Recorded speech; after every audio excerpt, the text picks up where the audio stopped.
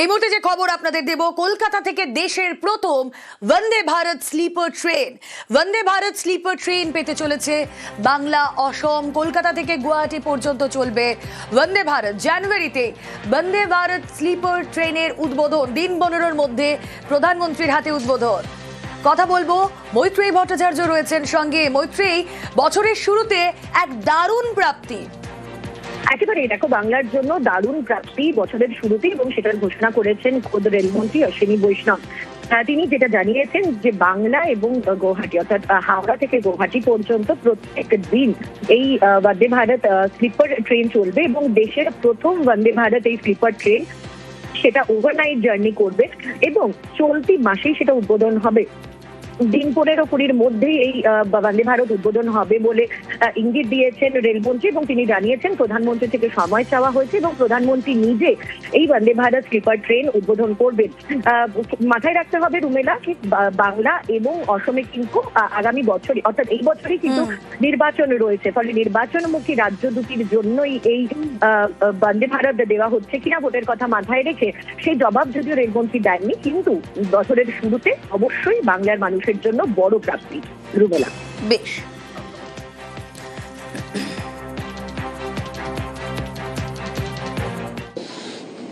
गुवाहाटी हावड़ा का माने गुवाहाटी कोलकाता का जनरली एयरलाइन का फेयर होता है 6 to 8,000 रुपीस के आसपास का होता है।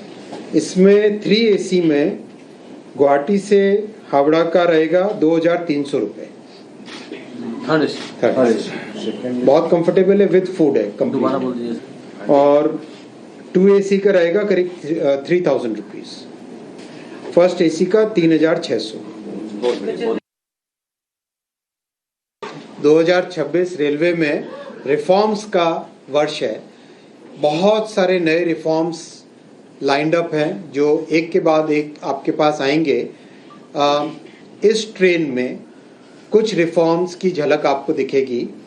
पैसेंजर्स के कंफर्ट के लिए जो बेडशीट, ब्लैंकेट और ट्रेन की क्लीनिंग, उसको एक टोटली नए तरीके से करेंगे। और फूड में जो ट्रेन गुवाहाटी से आएगी उसमें असमीज फूड होगा, और जो ट्रेन कोलकाता से निकलेगी उसमें बंगला फूड होगा। किसी भी देश की बेस्ट से बेस्ट ट्रेन को अगर कंपेयर करेंगे तो उससे बेटर ही निकलेगा, उससे 19 नहीं होगा, उससे 21 ही आएगा।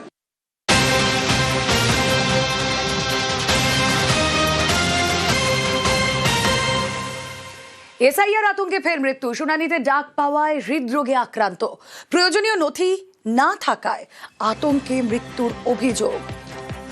2002 সালের তালিকায় ছিল না রহিমা বিবির নাম, আর তারপর শুনানিতে ডাক পেয়েছেন। শুনানি আতঙ্কেই মৃত্যু। কি জানাচ্ছে পরিবার, কি ঘটেছে জানবো। প্রতিনিধি দেবব্রত রয়েছেন সঙ্গে। দেবব্রত, একদমই দেখো, বিষ্ণুপুর ব্লকের ভরা গ্রাম পঞ্চায়েতের অন্তর্গত লেদারঘাট এই গ্রামেরই বাসিন্দা 65 বছর বয়সের রহিমা বিবি। তার স্বামীর মৃত্যুর পরেই গ্রামেই বসবাসকারী তার নিজের মেয়ে ও জামাই যেখানে থাকে সেখানেই থাকতো। এসআই প্রক্রিয়া যখন শুরু হয় ঠিক অন্যান্যদের মতো তিনিও তার গণনার যে ফর্ম, সেই ফর্ম পূরণ করে জমা দিয়েছিলেন।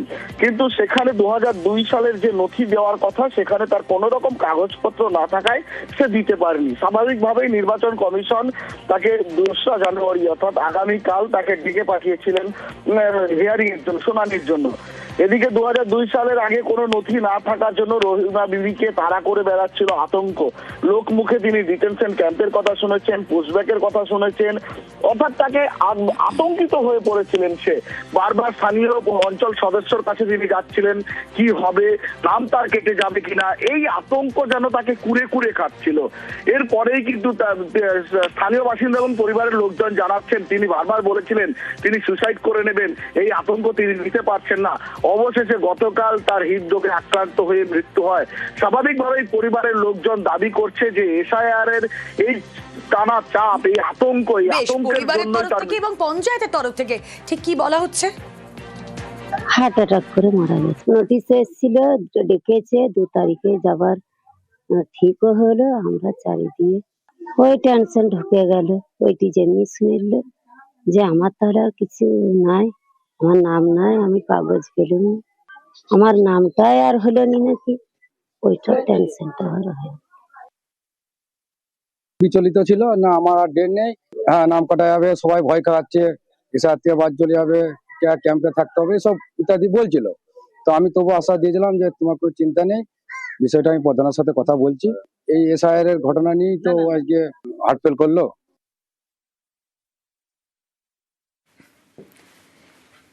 এসআইআর আতঙ্কে স্বরূপনগরের মৃত্যু, সঠিক কাগজপত্র না থাকায় আতঙ্কের অভিযোগ।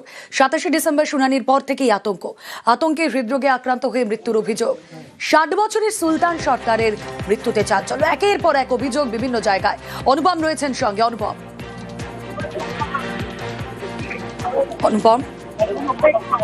দেখো, এই যে স্বরূপনগরের স্বরূপদা গ্রামের সুলতান সর্দার, যার বয়স 60 বছর বয়স, তিনি আজকে সকালে হৃদরোগে আক্রান্ত হয়ে তার মৃত্যু হয়। তার পরিবারের যেটা দাবি যে তিনি এসআইআর ফর্ম ফিল আপ করেছিল, কিন্তু তাকে তার বাড়িতে নোটিশ দেওয়া হয়, তাকে হিয়ারিং এর জন্য ডাকা হয় এবং সেই অনুযায়ী তিনি গত 27 ডিসেম্বর তিনি স্বরূপনগরের যে ব্লক অফিস সেখানে হিয়ারিং এ যান এবং সেখানে তাকে বলা হয় যে তার কাগজে কিছু সমস্যা রয়েছে। এরপর তারপরেই তিনি রীতিমতো চিন্তিত হয়ে পড়েন এবং তারপরে তিনি বাড়িতে এসে অসুস্থ বোধ করেন। তিনি অসুস্থই ছিলেন এবং আজকে সকালে হৃদরোগ আক্রান্ত হয়ে তিনি তার মৃত্যু হয়েছে।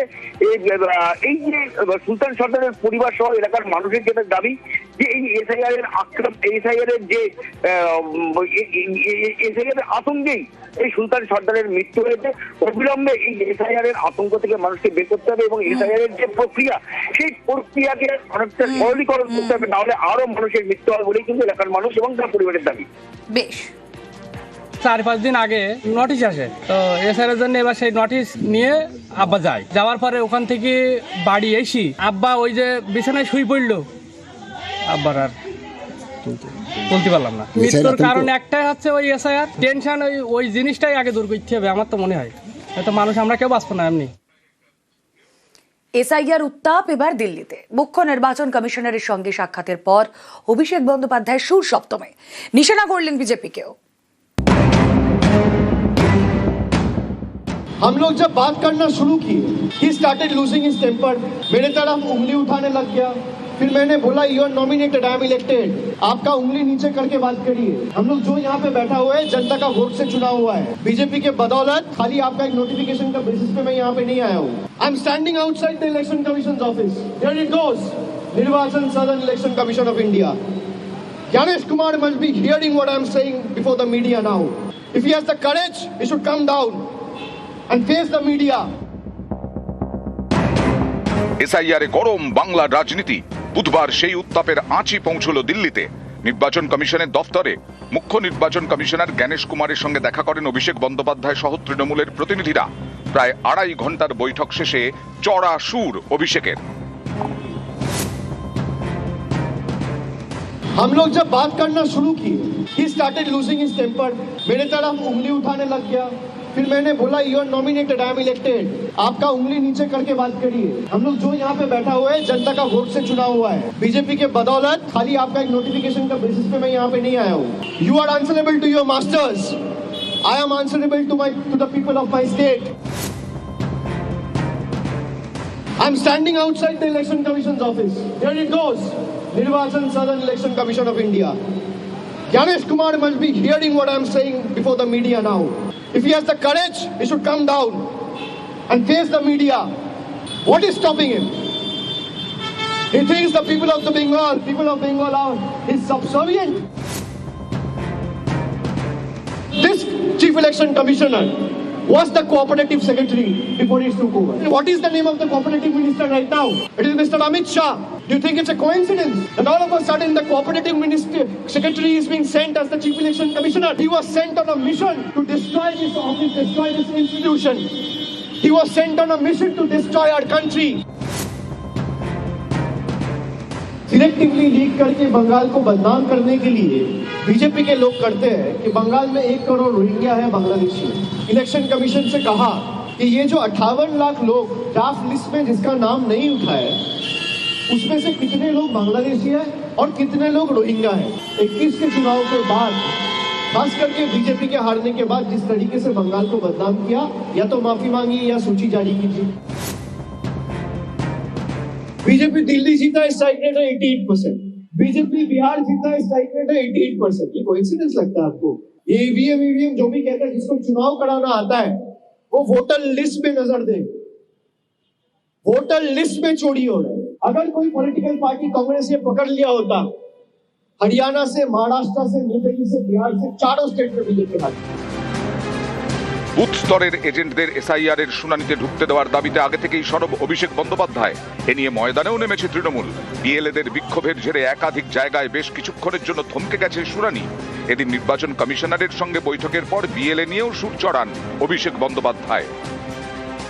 अगर बीएलए 2 बूथ में बैठ सकता है, पोलिंग स्टेशन में बूथ का एजेंट बैठ सकता है पार्टी का, जब आप इन्यूमरेशन फॉर्म डिस्ट्रीब्यूट कर रहे हैं तब बीएलओ के साथ बीएलए 2 जा सकता है, तब हियरिंग में बीएलए 2 क्यों नहीं जाएगा? बोला नहीं जाना चाहिए। मैंने बोला ठीक है नहीं जाएगा, आप सर्कुलर इशू करो। बोला मैं सर्कुलर इशू नहीं करूंगा। वो सर्कुलर इशू इसलिए नहीं कर सकता क्योंकि circular will be challenge in the court of law. West Bengal में सबसे कम डिलीशन का परसेंटेज आया 5.79%। तो आप selectively micro observer, district observer खाली बंगाल में क्यों लगा रहे हैं, बाकी स्टेट में क्यों नहीं लगा रहे? ये देख के समझ में आता है कि ऊपर से कोई डिक्टेट कर रहा है और यहाँ बैठ के कोई सॉफ्टवेयर के हिसाब से उसको सैनिटाइज करके चलाया जा रहा है नोटिस। एक 10 लोगों का डेलीगेशन आया था, उसमें 5 सवाल चुनाव आयोग से किया गया था, इलेक्शन कमीशन से किया गया था, जिसका पिछला बार एक भी सवाल का सटीक जवाब नहीं मिला। इस बार भी हम लोग 10-11 पॉइंट्स लेके आए थे और 2-3 पॉइंट छोड़ के कहीं कोई क्लैरिटी नहीं मिला। নির্বাচন কমিশনের দফতরের সামনে দাঁড়িয়ে এদিন বিজেপিকেও আক্রমণ করেন অভিষেক বন্দ্যোপাধ্যায়। নিউজ 18 বাংলা।